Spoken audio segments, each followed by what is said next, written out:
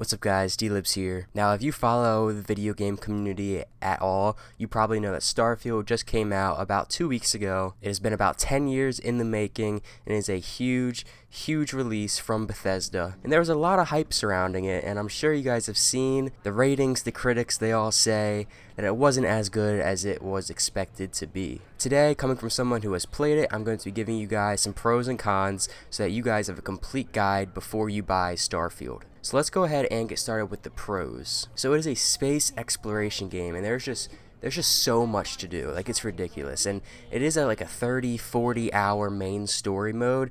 It could easily stretch to like 200 plus hours of gameplay. You could become a Vanguard Ranger. You can work real jobs on Neon. Like, it's ridiculous. I've done it all. It's crazy how much there is to do. The game doesn't force you to take one exact track throughout the whole entire thing. You don't have to do like this mission of the main story mode to be able to get this side quest. You can just do this one side quest for however long you want to and complete it, and then you can move on to whatever you want to next, whether that's another side quest or if that is the main story. So I really like that about this game. There's just a lot to do. It's a lot of fun. You don't really get bored of the story. Another pro is that the graphics are absolutely beautiful. Now, I played it on the Xbox Series X. I will say PC does look like 5 times as good as the Xbox Series X, which is expected. However, the Series X really does run it well for it being a console and how big this game is. So you really can't go wrong. It's beautiful. It's a great game. And going off of how big this game is, it brings me into another pro. You're able to create your own character from scratch inside and out. You can decide the perks, the traits, the background.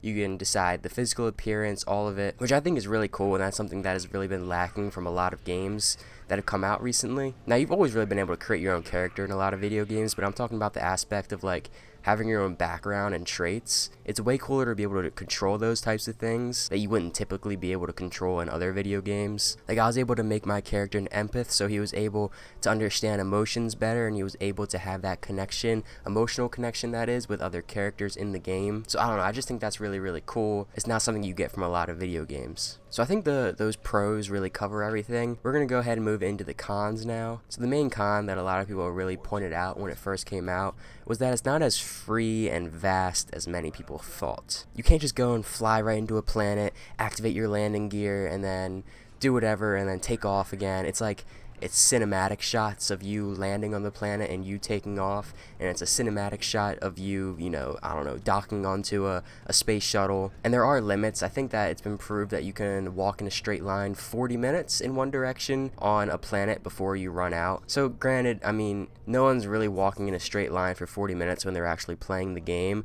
but there are some people who really want to explore each planet and every single nook and cranny as if it was like a real planet. And so I know a lot of people that led to a lot of disappointment. People were really expecting it to be like a complete free exploration of space game, and I mean, that's just so unrealistic to think. There's got to be some sort of limits. They can't just open the entire freaking galaxy up on your Xbox. So I don't know, this wasn't really a con for me. However, it is a reason that a lot of people were upset about this game. Our second con is that the gunplay and combat is a little bit choppy. Again, this wasn't really a con that I necessarily had. It was more so a con that a lot of people were complaining about. I didn't expect the gunplay and the combat to be necessarily good. I played the Fallout games. I knew what I was expecting. I knew it wasn't a Call of Duty Rainbow Six Siege type of game where guns are the number one focus, where that's just the only thing that the developers are putting any time into. I thought the combat was pretty good for, a space exploration game, but again,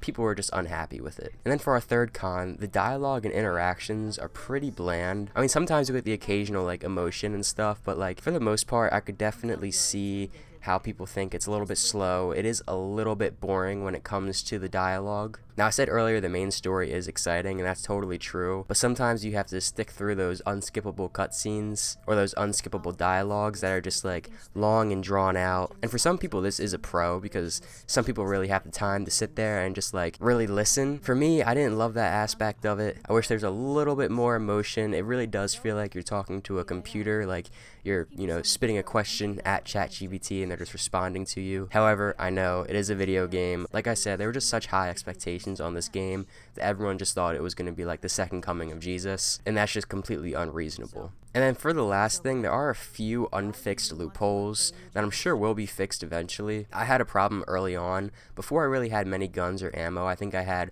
one pistol and then one maelstrom, which is an AR. You'll use it when you get into the game if you buy it. But you had to go and attack this outpost, and you have to kill like 25 enemies or something like that. And so I hadn't gotten around to getting ammo or anything like that. So I really had like 2 mags, and I couldn't do anything else. And I kept dying and dying and dying, and it would respawn you to your last checkpoint, but it wouldn't give you that ammo back. And so the loophole that I was stuck in was that I literally could not get my ammo back, and for me to be able to do anything in this mission, I had to go back to my last saved checkpoint in order to have any ammo, so then I could plan accordingly when I got into that fight. I could go and collect ammo and save it a little bit better during the combat. Yes, this is definitely like a personal like problem. It's not like it's a glitch or anything, but it's definitely like an issue when I use all my ammo and then I die and I get spawned back to where I died, and then I still don't have ammo, so I can't do anything, and the fight continues, you know what I mean? And another issue that I had, and I believe it was when I was a Freestar Ranger, so granted it's a side mission, it probably didn't have all of the time put into it that one of the main missions did, but you pretty much had to go hunt down this one like rebel in this space base, I guess, floating out in, you know, the galaxy, and you had to go in there and go through this huge like all these layers and all these staircases. I mean, it took like 10 minutes. You had to keep fighting off like these little robots and things to be able to get to like the final boss battle, which is where you're able to kill the rebel. And I would get like all the way to the end, and I would die, and like the checkpoint would say it was saved like 30 seconds ago, but I would get brought back to the very beginning, to the point where like I couldn't complete the level, and I had to quit like this side mission entirely. I wasn't able to finish my Freestar Ranger side mission because it just kept putting me back to the checkpoint at the beginning of the mission instead of the last checkpoint that I saved. So there's just a few like little loopholes, glitches that I'm sure will be fixed, and it's nothing like crazy, just some things that I picked up on. Overall, I really like this game. I'd probably give it like a 7 out of 10, and to put that into perspective, I gave Red Dead Redemption 2 a 9.5 out of 10, so hopefully that gives you a little bit of an idea of how this game ranks up against some of the other really good story mode games that have come out in the last 5, 6, 7 years. But yeah, there's a lot of really good pros, but like I said, there's a lot of cons too, so I wanted you guys to hear it from an unbiased point of view, and I hope I was able to help you guys come to a decision if you're going to buy this game or not. Please let me know what you guys thought of the game in the comments. I played through the first 3 missions on my channel, so I'll put the playlist on screen now. Be sure to check that out. Maybe if you guys want to see some gameplay before you buy, that definitely helps. But besides for that, thank you guys all so much for watching, and I'll see you guys all in the next one. Peace.